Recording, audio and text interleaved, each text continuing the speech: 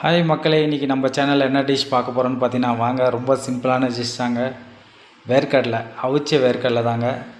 நம்ம வந்து பார்த்திங்கன்னா ஒரு 2 or 3 டைம்ஸ் வந்து வாஷ் பண்ணிவிட்டு அப்படியே வந்து குக்கரில் மாற்றி அவிச்சு எடுத்துக்க போகிறோம். பெஸ்ட்டு ப்ரோட்டீனுங்க. நட்ஸு டைப்பில் வந்து இருக்கிற ப்ரோட்டீன்லேயே வந்து பார்த்திங்கன்னா இதில் தாங்க ப்ரோட்டீன் அதிகமாக இருக்குது. அதனால் வந்து பார்த்திங்கன்னா எல்லாருமே சாப்பிட்லாம். நீங்கள் குழந்தைக்கும் கொடுக்கலாம். இங்கே பாருங்கள், வாஷ் பண்ணி எடுத்தாச்சு.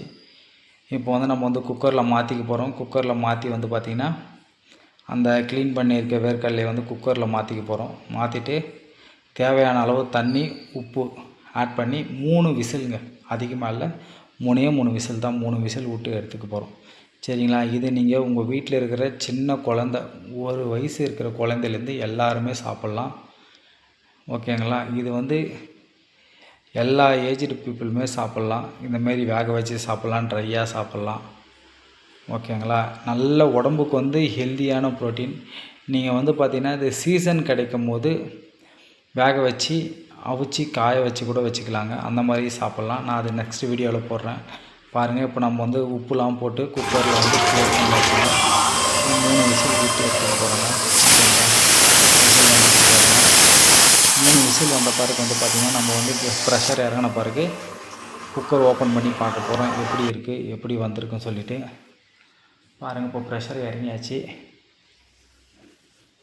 வேர்க்கடலை நல்லா வெந்துடுச்சுங்க, ரெடியாக இருக்குது. பாருங்கள், உரித்து காமிக்கிறேன் உங்களுக்கு.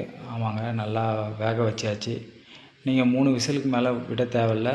3 விசில் விட்டாவே கரெக்டாக இருக்கும். இந்த நார்மலாக நீங்கள் அந்த இதெல்லாம் வேக வைப்பீங்களா, சுண்டலுக்கெல்லாம் வேக வைக்கும் போது கூட நீங்கள் வந்து 3 விசில் விட்டால் போதும். ரொம்ப நேரம் விசில் விடணும் அப்படின்றது கிடையாது, கரெக்டாக இருக்கும். பச்சை வேர்க்கடலை ரெடி. நீங்களும் வீட்டில் ட்ரை பண்ணி பாருங்கள்.